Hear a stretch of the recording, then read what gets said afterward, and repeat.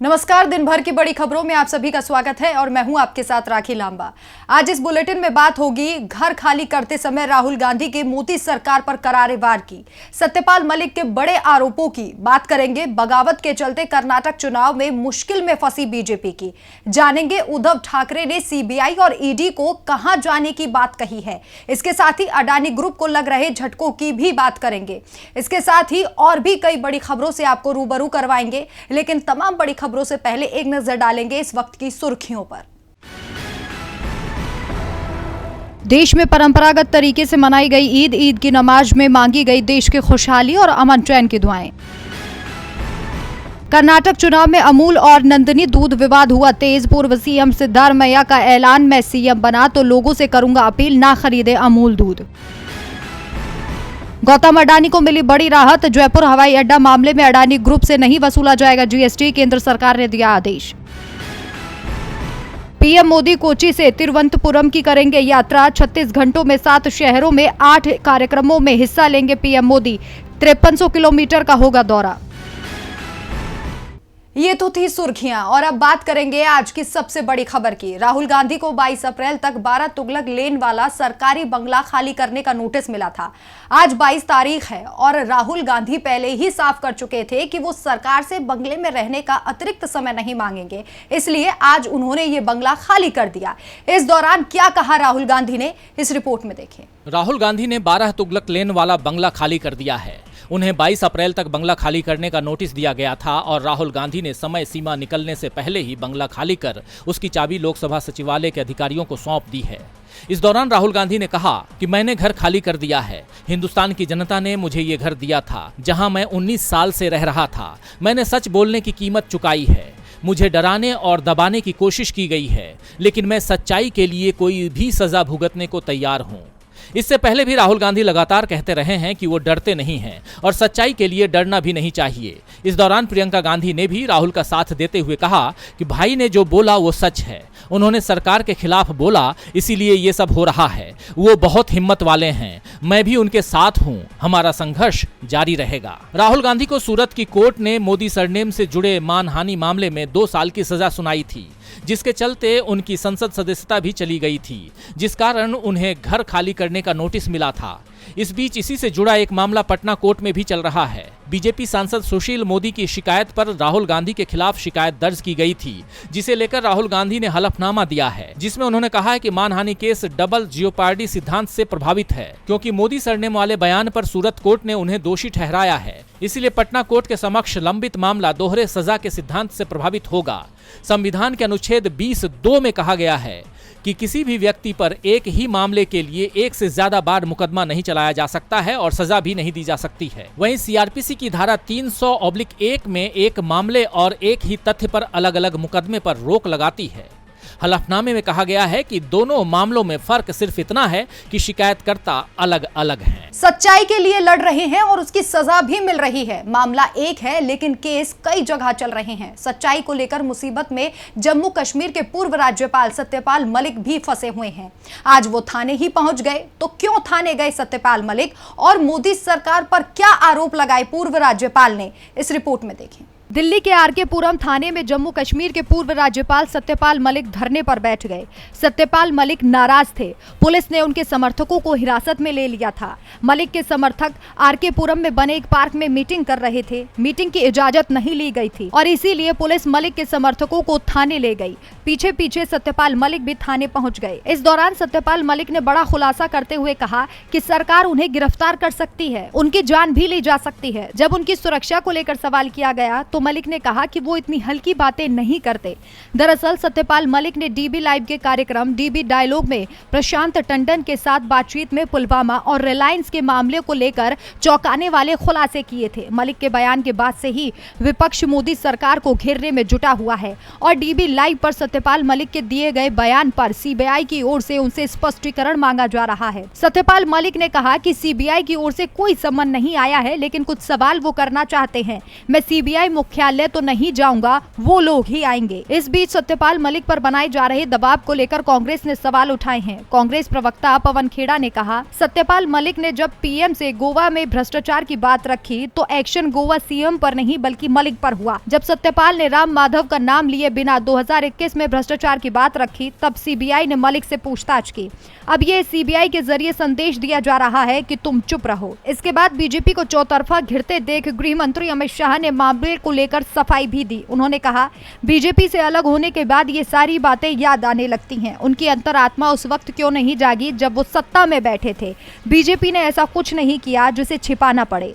मलिक के आरोपों से फंसी मोदी सरकार और बीजेपी मुश्किल में है। विपक्ष सरकार की घेराबंदी कर रहा है और इसका असर पूरे देश में दिखाई दे रहा है, खास तौर पर कर्नाटक में जहां विधानसभा चुनाव चल रहे हैं और बीजेपी के नेता लगातार दल बदल रहे हैं।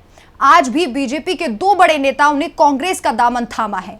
रिपोर्ट देखें। कर्नाटक में चुनाव के प्रचार तेज हो चुके हैं। 10 मई को वोटिंग होनी है। नामांकन जमा करने का पूरा काम हो चुका है, लेकिन बीजेपी के अंदर की बगावत अभी तक थमती दिख नहीं रही है। पार्टी के पूर्व सीएम, पूर्व डिप्टी सीएम, कई विधायक और एमएलसी पहले ही बीजेपी से इस्तीफा देकर कांग्रेस का दामन थाम चुके हैं और अब एक बार फिर बीजेपी को राज्य में बड़ा झटका लगा है। पार्टी के वरिष्ठ नेता और चित्रपुर से 3 बार विधायक रहे विश्वनाथ पाटिल और अरविंद चौहान भी बीजेपी छोड़कर कांग्रेस में शामिल हो गए हैं। कांग्रेस प्रदेश अध्यक्ष डीके शिव कुमार की मौजूदगी में विश्वनाथ पाटिल कांग्रेस में शामिल हुए। इससे पहले भी लक्ष्मण सावदी और पूर्व मुख्यमंत्री जगदीश शेट्टार ने भी बीजेपी से इस्तीफा देकर कांग्रेस का दामन थामा। ऐसे में राज्य में अपनी सत्ता पर एक बार फिर काबिज कर पाना बीजेपी के लिए बड़ा ही मुश्किल साबित हो रहा है। कर्नाटक कांग्रेस ने ट्विटर पर तस्वीर शेयर करते हुए लिखा कि केपीसीसी अध्यक्ष डीके शिव कुमार व पूर्व मंत्री प्रियांक खड़गे की मौजूदगी में बीजेपी नेता चित्रपुर के पूर्व विधायक विश्वनाथ पाटिल हेब्बल और अरविंद चौहान अपने समर्थकों के साथ कांग्रेस पार्टी में शामिल हो गए हैं। 2 और नेताओं के पार्टी छोड़ने के बाद बीजेपी की परेशानी बढ़ती दिख रही है, क्योंकि पार्टी के अंदर बगावत रुकती ही नहीं दिख रही है, जब वोटिंग का दिन अब करीब आता दिख रहा है। कर्नाटक में बीजेपी की मुश्किलें बढ़ती ही जा रही हैं, उसके अपने ही पराये हो गए हैं, तो दूसरी ओर बीजेपी के पुराने सहयोगी भी उसकी मुसीबतें बढ़ा रहे हैं। शिवसेना चीफ उद्धव ठाकरे ने मोदी सरकार को जमकर सुनाया। सामना में लिखे संपादकीय क्या कहा है उद्धव ने, इस रिपोर्ट में देखें। मोदी सरकार दावा करती है कि हमारी सरकार आने के बाद से सीमा पर शांति का माहौल है, लेकिन रोज आ रही खबर बताती है कि घाटी फिर से अशांत है। हाल ही में पूंछ की घटना ने पूरे देश को हिलाकर रख दिया है। इस घटना के बाद से विपक्षी दल लगातार केंद्र सरकार की घेराबंदी कर रहे हैं। वहीं आज उद्धव ठाकरे ने भी सामना में मोदी सरकार पर निशाना साधा है। उन्होंने लिखा कि कश्मीर के बारे में क्या प्रधानमंत्री मोदी कुछ बोलेंगे?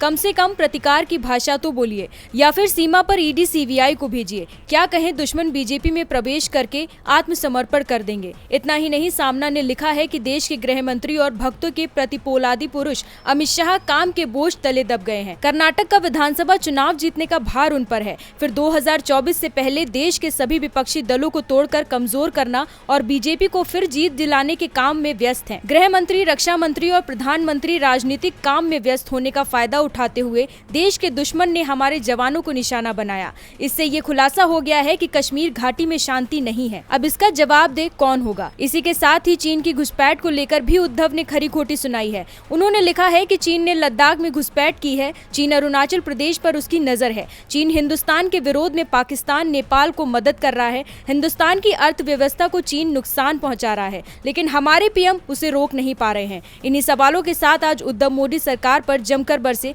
जिसके बाद सियासी पारा गरमाने लगा है। उद्धव के निशाने से बीजेपी परेशान है, तो ममता बनर्जी ने भी बीजेपी की परेशानी को बढ़ा रखा है।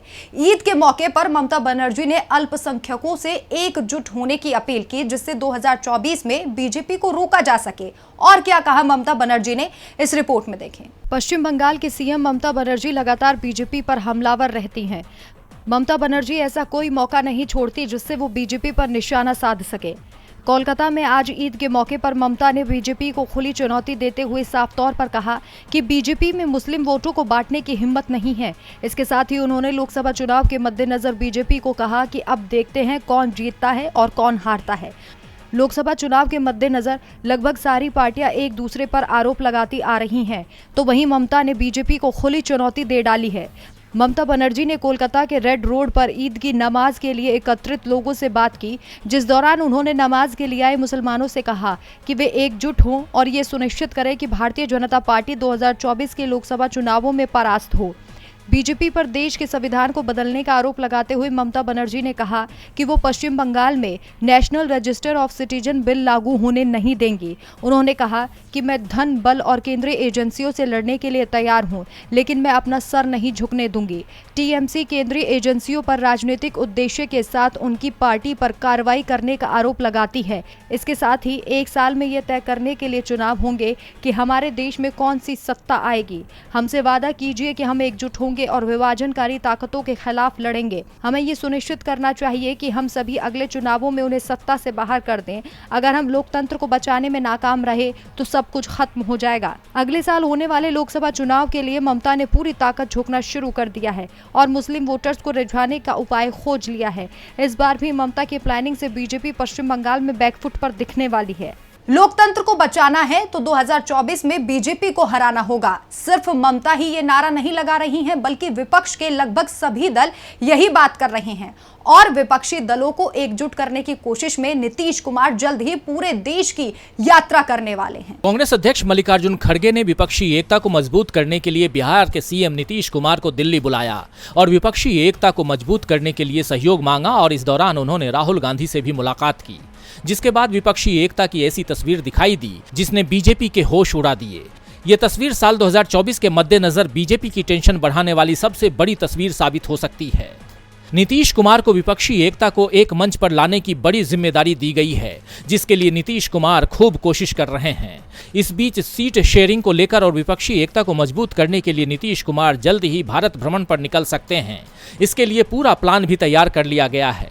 कुछ दिनों पहले ही खबर आई थी कि जब नीतीश कुमार ने खुद कहा था कि विपक्षी एकता को एक छतरी के नीचे लाने के लिए सभी राज्यों में जाकर विपक्षी दलों को 2024 में बीजेपी के खिलाफ खड़ा करने के लिए मोर्चा तैयार करेंगे और अब पूरा प्लान सामने आ गया है। जेडीयू के वरिष्ठ नेता संजय कुमार झा ने इसकी जानकारी दी है। उन्होंने कहा, विपक्षी एकता को एकजुट करने के लिए मुख्यमंत्री नीतीश कुमार एक बार फिर से बिहार से बाहर जाएंगे और उन तमाम लोगों से मिलेंगे जिनसे उनकी मुलाकात अभी तक नहीं हो पाई है।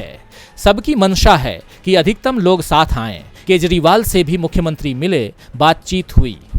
तो साफ तौर पर नीतीश कुमार का फोकस उन पार्टियों पर है जो अभी इस विपक्षी मोर्चे से दूर हैं। BRS, YSRCP, BJD, TMC, JDS और आप पर नीतीश कुमार की खास नजर है। हालांकि दिल्ली के सीएम से उन्होंने फोन पर बातचीत की है। जेडीयू नेता के अनुसार बातचीत सफल भी रही है और अब देखना होगा कि नीतीश कुमार विपक्षी मोर्चे को कितनी ताकत दे पाते हैं। लोकतंत्र को बचाना है तो 2024 में बीजेपी को हराना होगा। सिर्फ ममता ही ये नारा नहीं लगा रही हैं, बल्कि विपक्ष के लगभग सभी दल यही बात कर रहे हैं और विपक्षी दलों को एकजुट करने की कोशिश में नीतीश कुमार जल्द ही पूरे देश की यात्रा करने वाले हैं। हिंडनबर्ग रिपोर्ट आने के बाद से ही अडानी ग्रुप को झटके लग रहे हैं और कंपनी के शेयर लगातार गिरते जा रहे हैं। घरेलू निवेशकों ने तो अडानी ग्रुप से पूरी तरह से मुंह मोड़ लिया है। उनका निवेश अडानी ग्रुप में 1% से भी कम रह गया है।